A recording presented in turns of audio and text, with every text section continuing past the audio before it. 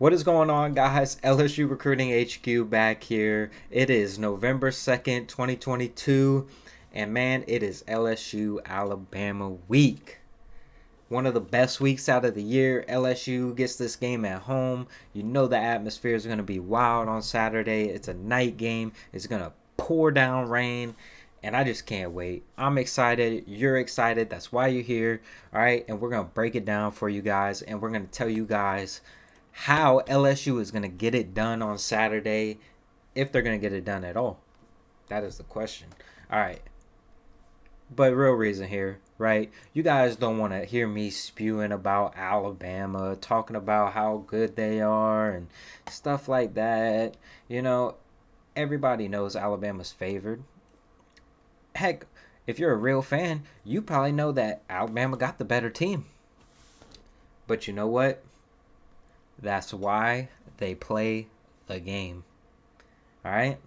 If we already knew who was going to win, they wouldn't even play the game on Saturday. But the good news is they are playing on Saturday, and it's Saturday night in Tiger Stadium, and this LSU team is hot right now. All right? So who knows what's going to happen? All right? Because, Alabama might win 8 out of the 10 games. But you know what? These 1 or 2 times, it might be on Saturday. And we're going to break it down, and we're going to give you the reasons why and how it's going to happen. All right?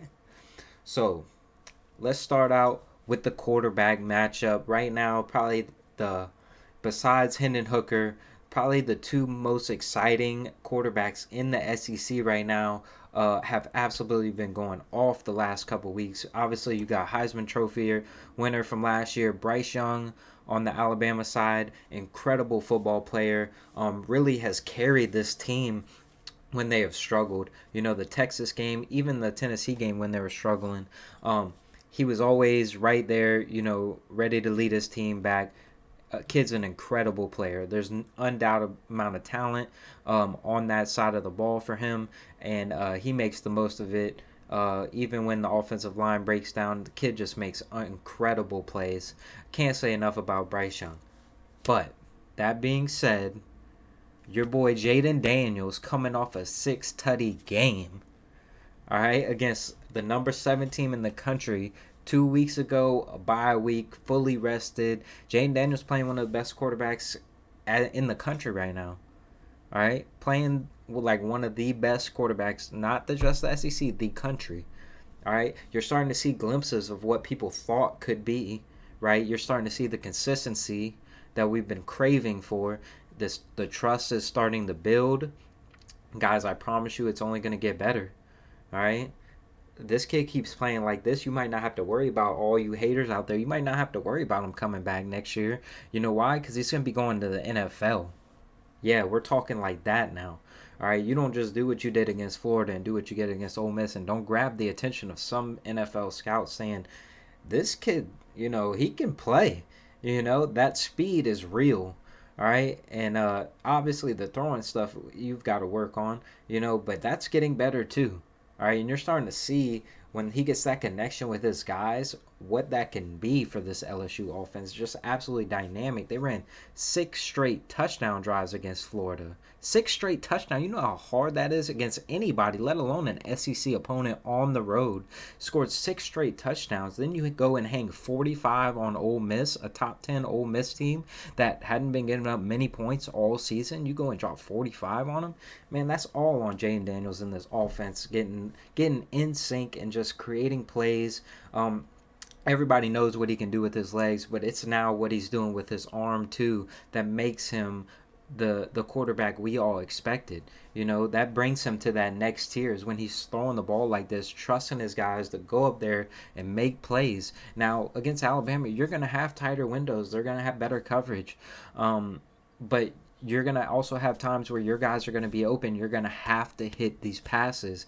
This is a game where LSU can't make mistakes. You can't shoot yourself in the foot like you did against Tennessee and give them free possessions and free points because you will get run out of the building. We said this many a times and we will continue to say it.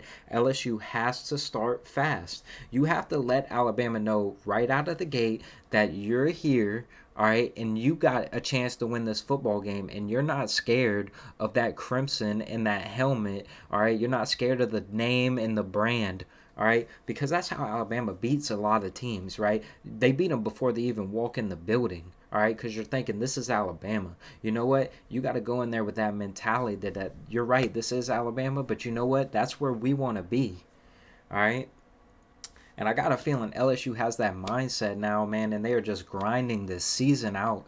And yeah, it didn't look pretty. Absolutely not. But you're starting to see, and the nation is starting to see, obviously, with the college football playoff rankings coming out and ranking LSU at 10, they're starting to see what this team can be and what this team can accomplish when they play their best brand of football. And if LSU gets their best brand of football, there is no reason in the world that they don't have a chance to compete in this game on Saturday night.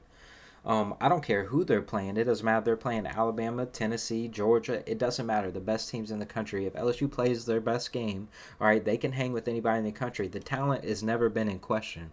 All right, the depth is in question because 1 through 85, you're not as deep as these teams, but your 22 are just as good as anybody else's in the country. All right, this game to me is going to come down to one thing, two things. Just kidding. Two things. First of all, you've got to get pressure like you did last year on Bryce Young.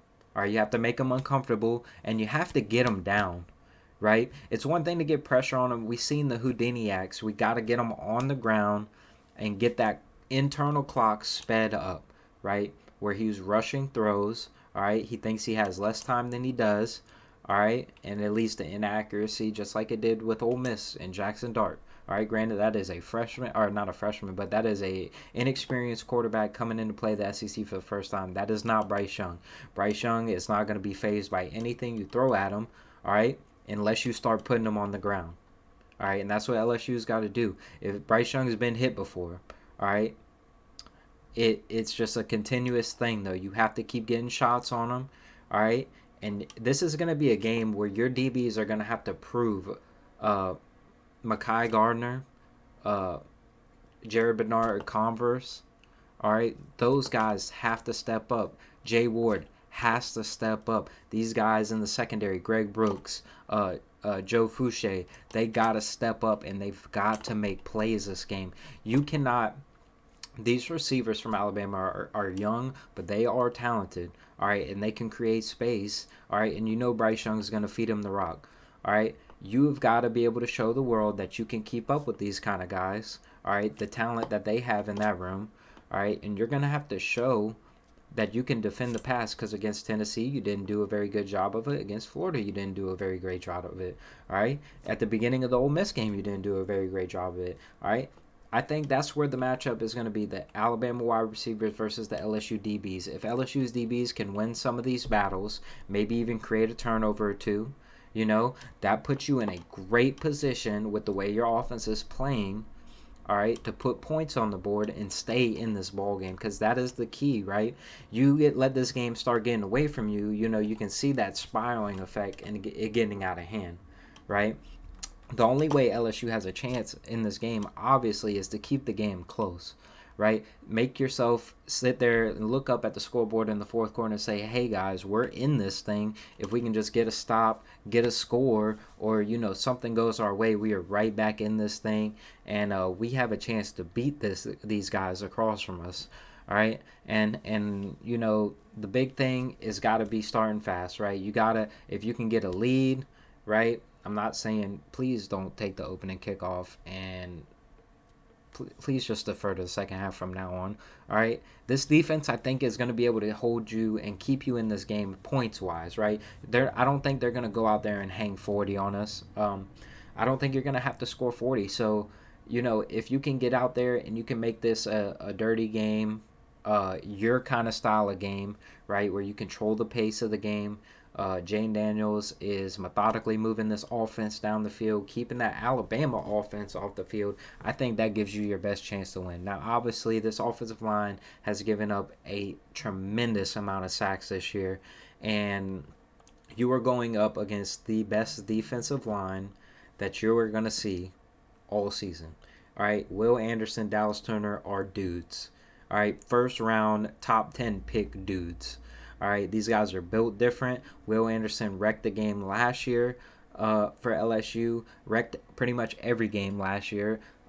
This year hasn't had quite the season that he did last year, but everybody knows where 31 is before the snap, and that is not saying that can't wreck a game. And you have to make sure that kind of happens, because that strip sack fumble, that hurry where you rush it and the ball gets tipped, or he tips a ball up in the air and it turns into an interception. Those are plays that change the momentum of the game. And he does so much more than just rush the passer. He is good at stopping the run. He is good at everything that you ask from a defensive end. That is why he's going to be a top 5 pick in this year's draft.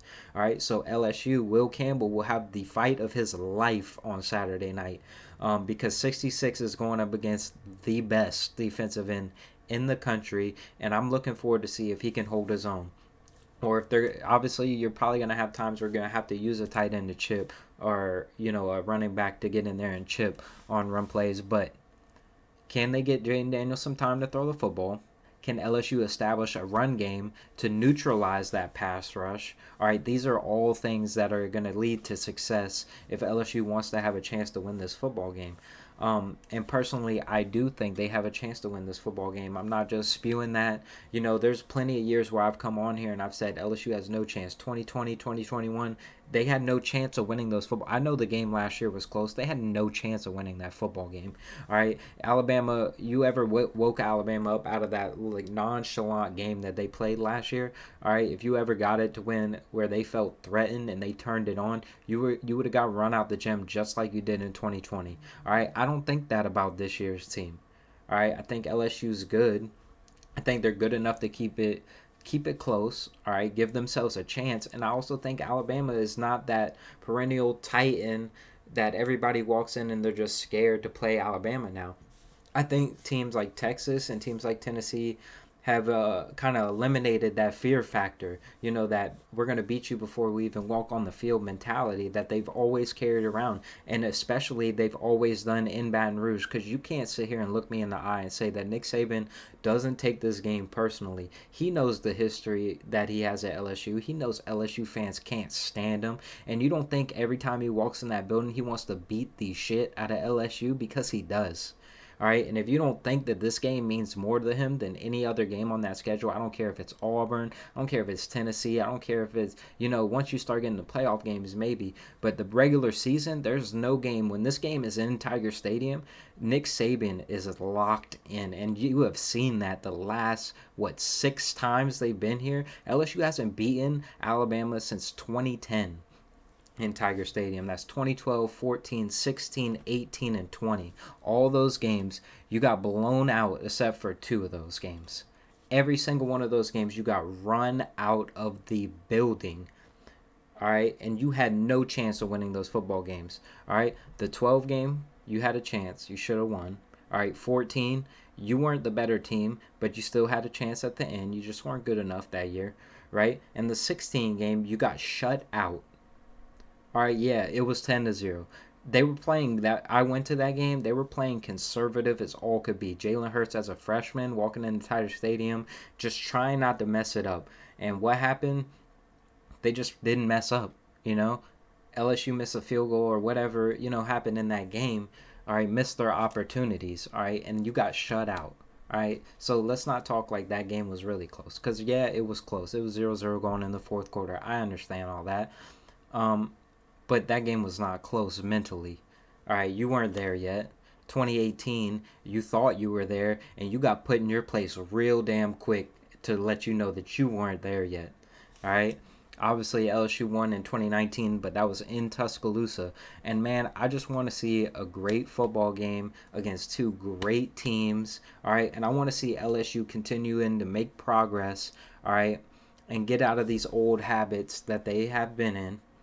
Right, and just see, I'm the kind of guy, I'm not a moral victory guy, right? I'm never going to be. It's all about winning the football game. I don't care if you win, 2-0 on a safety. I don't care about what the final score is. I care about whether you get a win or you get a loss, all right? Everybody's a winner, and somebody has to lose the football game. That's how it is. There's no moral victories here, all right? But that being said, when you face a team like Alabama and you go out there and you bust your behind and you compete with them for 4 quarters, that is something that you can build into the rest of the season to make sure that you can finish out stronger than you started the season, right? Because LSU still has goals, right? Obviously, with this game, you have a huge goal left in front of you. You have a chance to win the SEC West and go play for an SEC championship if you win this football game. But saying after that, you still have a chance to win 9 games, go 9-3, and potentially play in a New Year's Six bowl game, which would be absolutely amazing for where this program was. If you would have told me that night against Florida State that this team would have even a remote chance of that, right? This team's over/under win total was 6.5 wins, guys. 6.5 wins. They got to win one more game to get over that. All right. Like I said, I'm obviously rooting for LSU. I'm never going to not root for LSU. Do I think they could win? Absolutely. I give them every chance, all right, until they prove me otherwise. I thought they could beat Tennessee too, all right? But when you do the kind of things you do against Tennessee, that's the kind of result you're going to get, all right? And if they do that against Alabama, it's going to be the same thing. You're going to get it blown out, all right? So LSU has to focus on doing the little things right, all right, not giving Alabama more possessions than they're already going to get. All right, and you have to find a way to get Bryce Young on the ground, and your DBs have to find a way to win their one-on-ones because you're going to be sending pressures, you're going to be getting pressure, you're going to have to do a very good job at limiting those receivers from getting big plays, right? You can give up the intermediate stuff and the short stuff and make them methodically move the ball down the field. It's the big plays where maybe you don't get pressure, where you have to hold up in coverage a little bit longer than you want to, and you're going to have to go out there and make a play. You're going to have to go and tip a ball, maybe get an interception, like I said, force some turnovers. You're not going to win this game just going man-to-man and going and just beating this team. It's not going to happen. You're going to need some breaks, but you're going to also need to create your own luck to have a chance in this football game. A tip pass at the line that gets batted up for an interception, a forced fumble, something big is going to have to happen in this game to shift the momentum and give LSU a chance to win. All right, guys, that's all I got for today, man. I hope you guys enjoyed this video. If you're not already, man, follow on Twitter, follow on Facebook, and get us on Instagram as well. We're doing videos every week. TikTok as well. Forgot about that. I don't post on there a lot. But like I said, man, LSU Alabama this weekend. It's going to be a great time. Hopefully, you guys, the weather doesn't doom and gloom the tailgating all day. Man, stay dry, be loud, be ready to go Saturday night. And I can't wait for the Sunday video to do the reaction on the game. And we will see you guys then. Have a good day.